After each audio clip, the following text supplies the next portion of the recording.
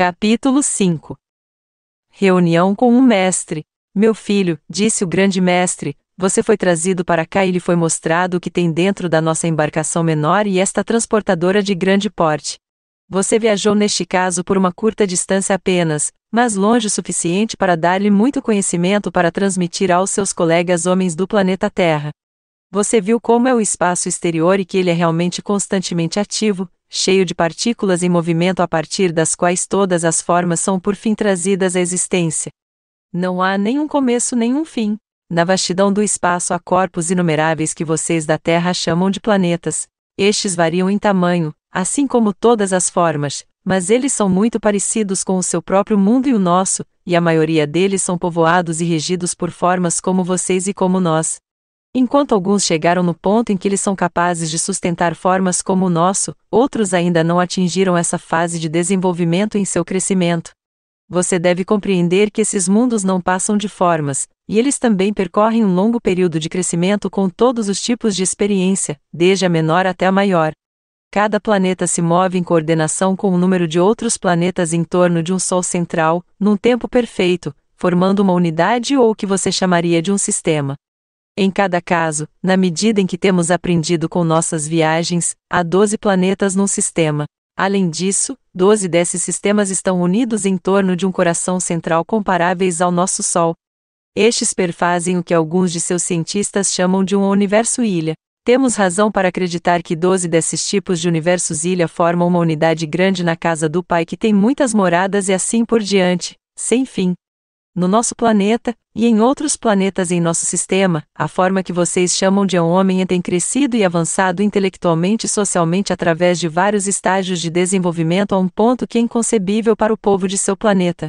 Este desenvolvimento foi conseguido apenas por aderir ao que você chamaria as leis da natureza. Em nossos mundos se sabe que o crescimento se opera ao seguir as leis da total inteligência suprema que governa o tempo e espaço. Como você viu, viajamos pelo espaço tão facilmente como você consegue cruzar um quarto. A travessia do espaço não é difícil para aqueles que dominam as leis dentro da qual todos os organismos vivem e se movem com planetas e homens. Compreende-se então que a distância entre ditos como dois corpos no espaço, ou aqueles entre os mundos, não é distância da forma como vocês concebem como distância em seu mundo. Lembre-se, houve tempos em que a distância entre regiões da Terra em seu planeta, que vocês chamam de continentes, foi considerada grande, e muito tempo foi necessário para viajar de um para outro. Agora, suas aeronaves têm encurtado esta distância para uma fração relativa de tempo, necessário outrora. No entanto, as distâncias são as mesmas. E assim vai ser à medida que vocês estenderem seus conhecimentos e aprenderem as leis que operam no espaço infinito.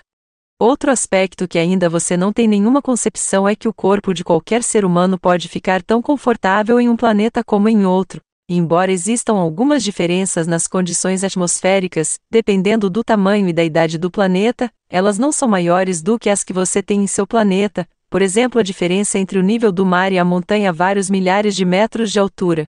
Certas pessoas são afetadas por essas mudanças, mais do que outras, mas todos podem se aclimatar no seu tempo. Recordando a concepção popular de máscaras pesadas, de tubos e aparelhos diversos descritos incessantemente nos desenhos animados ou nas teorias sérias de supostos especialistas, eu me perguntava se o nosso mundo tinha o menor desenvolvimento em todo o universo. Ao ler o meu pensamento e continuando sem interrupção, este grande mestre disse: não, meu filho, o seu mundo não é o mais baixo em desenvolvimento no universo. O seu é o menos desenvolvido dos que estão no nosso próprio sistema, mas mais longe há alguns mundos cujos povos ainda não cresceram até seu padrão, social ou científico. Além disso, há mundos onde o desenvolvimento tem avançado muito no campo da ciência e se manteve baixo no campo do entendimento pessoal e social, mesmo que o espaço tenha sido conquistado. No nosso sistema, os povos de todos os planetas, exceto a Terra, estão viajando pelo espaço livremente, alguns apenas para distâncias curtas, enquanto outros alcançam grandes distâncias que os levam a sistemas além do nosso. Sua compreensão da vida e do universo é muito limitada. Como resultado, você tem muitos falsos conceitos sobre outros mundos e da composição do universo, e tão pouco conhecimento de si mesmos.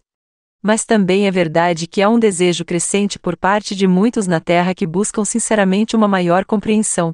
Nós, que já tomamos o caminho que vocês estão por trilhar agora, estamos dispostos a ajudar e dar o nosso conhecimento a todos que irão aceitá-lo.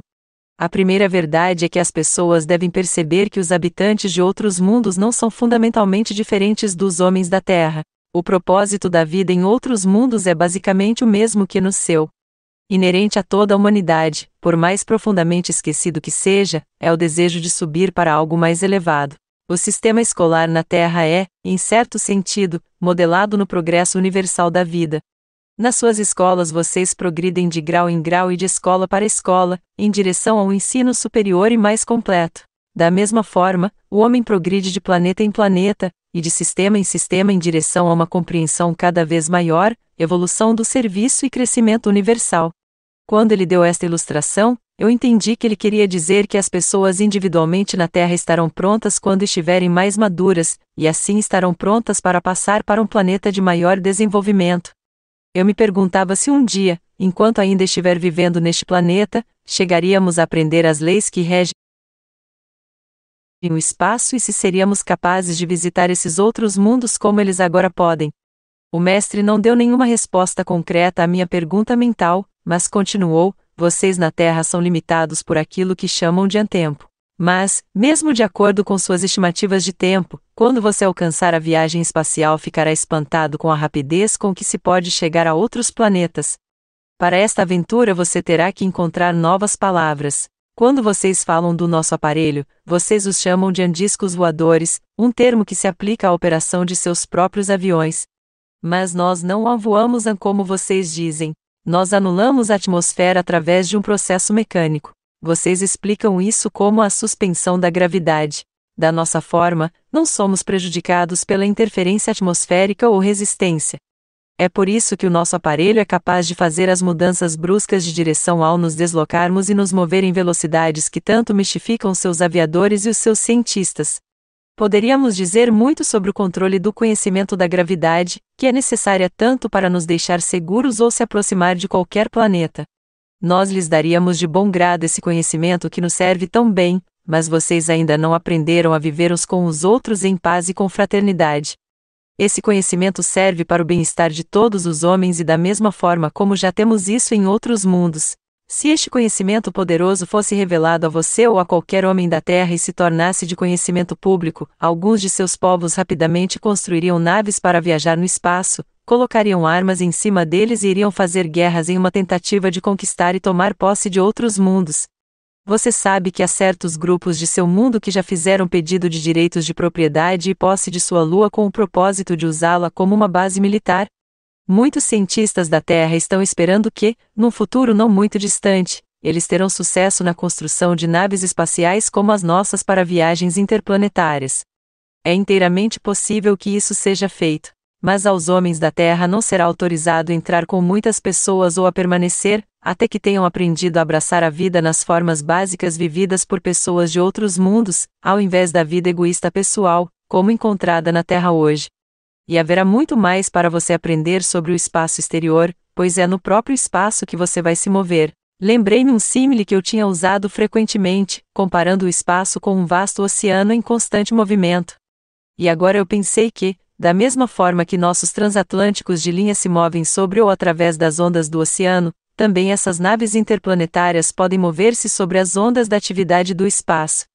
Sim, disse o mestre, é muito parecido com isso. E como os cientistas trabalham sobre este princípio, mais compreensão chegarão eles a ter. A própria natureza vai revelar seus segredos para todos os que procuram com uma mente aberta.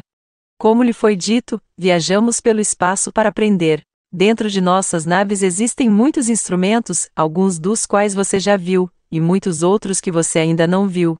Apesar de vocês, em sua terra, colocarem todas as nossas embarcações na categoria de discos voadores, temos muitos tipos deles, de tamanhos diversos e para muitos propósitos. O maior nunca veio dentro da atmosfera do seu mundo. Na verdade, nunca vieram nem à distância de milhões de quilômetros da Terra. Não podemos arriscar as vidas dos milhares de pessoas que viajam nessas naves gigantescas, pois se acontecer alguma coisa para forçar um pouso na Terra, nossa nave correria perigo sem antes seu povo ter se desenvolvido numa maior compreensão. Meu filho, nosso principal objetivo ao vir até você neste momento é para avisá-lo do grave perigo que ameaça os homens da terra hoje. Sabendo mais do que qualquer um dentre vocês, agora você pode perceber, sentimos que é nosso dever esclarecer, se pudermos. Seu povo pode aceitar o conhecimento, que esperamos dar-lhes através de você e através de outros, ou eles podem se fazer de surdos e destruir-se. A escolha é com os habitantes da terra e nós não podemos nos impor nisso. Desde seu primeiro encontro com o nosso irmão aqui presente, ele vos fez compreender que as explosões de bombas na terra eram de nosso interesse. Veja por quê. Mesmo que o poder e a radiação das explosões de teste ainda não tenham ido para além da esfera de influência de sua terra, essas radiações estão colocando em risco a vida dos homens da Terra. A decomposição da atmosfera irá se definir de tal forma que, com o tempo, vai encher o seu ambiente com os elementos mortais e que seus cientistas e seus homens militares confinaram naquilo que chamam bombas. Se as radiações liberadas dessas bombas não vão ainda muito longe, é porque elas são mais leves do que a sua própria atmosfera e mais pesado do que o próprio espaço. Se, no entanto, a humanidade na Terra liberar essa força enorme e destrutiva uns contra os outros numa guerra total, uma grande parte da população da Terra poderia ser aniquilada, seu solo se tornaria estéril, suas águas envenenadas e estéril para a vida por muitos anos vindouros. É possível que o corpo de seu próprio planeta poderia ser mutilado de uma forma tal que iria destruir o equilíbrio na nossa galáxia. Estes seriam os efeitos diretamente sobre o seu mundo. Para nós, viajar através do espaço poderia ser difícil e perigoso por um longo tempo, uma vez que as energias liberadas em tais explosões múltiplas, então, penetrariam através da sua atmosfera para o espaço exterior. Gostaria de saber, e em que medida, se a guerra realmente chegar até nós, eles, os venusianos, iriam se sentir justificados em nos parar. O mestre respondeu minha pergunta mental, dizendo: como você sabe, com o nosso conhecimento do uso e controle sobre energias muito mais poderosas do que qualquer de nossos irmãos da Terra tenham ainda aprendido a usar, poderíamos, se quiséssemos, anular a sua força com a nossa maior força. Mas lembre-se do que lhe foi dito. Nós não matamos nossos semelhantes, nem mesmo em autodefesa. Estamos tentando, e deve-se continuar a tentar, evitar uma guerra dessas, trazendo para os homens da Terra o conhecimento do que eles estariam fazendo. Porque nenhum homem pode querer uma guerra, senão por ignorância. Uma luz veio a seu rosto e seus olhos pareciam estar olhando para uma visão interior de beleza e então ele continuou baixinho. E nenhum homem é feliz que nunca tenha sonhado uma vez com o que você chama utopia, ou um mundo quase perfeito. Não há nada que o homem tenha imaginado que não é, em algum lugar, uma realidade. E, portanto, nada que não seja possível de realização. Para você também, na Terra.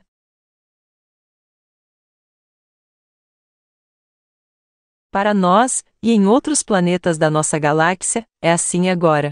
Há aqueles em sua Terra que disseram, mas como a perfeição deve ser monótona.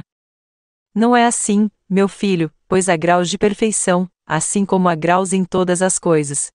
Em nossos mundos, estamos felizes, mas não estagnados. Assim como quando se atinge o topo de uma colina antes vista de baixo, logo um novo monte aparece à vista, por isso sempre estamos progredindo.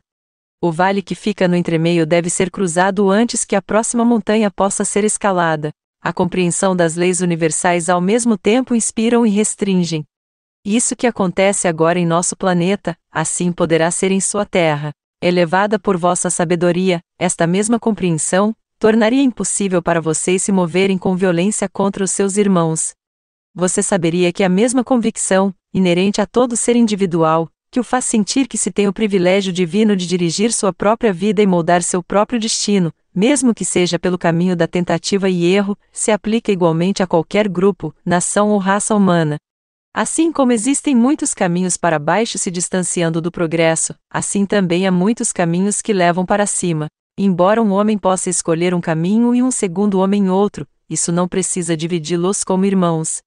Na verdade, um pode aprender muito com o outro, se ele quiser. Na vastidão infinita da criação, não há um caminho que seja o único caminho. Em sua terra, temos ouvido muitas vezes a frase a estrada para a felicidade. É uma boa expressão, pois o progresso é a felicidade e está tudo ao longo de um caminho ascendente desde seu começo até o máximo, e a felicidade faz os homens irmãos. Na tolerância em relação aos esforços de outro homem, mesmo sendo de natureza diferente da sua, Não há nada de errado com a sua terra, nem com seu povo, a não ser, em sua falta de compreensão e que eles são jovens crianças na vida universal do Ser Único Supremo. Vos disseram que em nossos mundos vivemos as leis do Criador, mas na terra vocês só falam dele. Se vocês viverem apenas de acordo com os preceitos que vocês já sabem, os povos da terra não iriam sair para matar uns aos outros. Eles trabalhariam entre eles mesmos, seus próprios grupos, as suas próprias nações, para alcançar o bem e felicidade na parte do mundo em que eles nasceram e por isso mesmo chamam de casa. Acho que os povos da Terra ficariam espantados ao descobrir como rapidamente uma mudança poderia advir em todo o planeta. Agora que vocês têm um meio de transmissão em todo o mundo, as mensagens pedindo amor e tolerância para todos, em vez de desconfiança e censura, iriam encontrar corações receptivos. A grande parte da população da Terra está cansada de lutas e suas consequências do infortúnio. Nós sabemos que, como nunca antes, eles terão fome de conhecer uma forma de vida que irá libertá-los. Sabemos que há medo e confusão em suas mentes, porque eles viram e sentiram os resultados das duas grandes guerras que têm servido apenas para fomentar as sementes de outra. Assim, com mentes e corações receptivos em todos os lugares em seu planeta, não é tarde demais. Mas há urgência, meu filho. Então vá em frente com a bênção do Pai Infinito em sua missão, e acrescente à sua voz as de outras pessoas que também levam esta mensagem de esperança.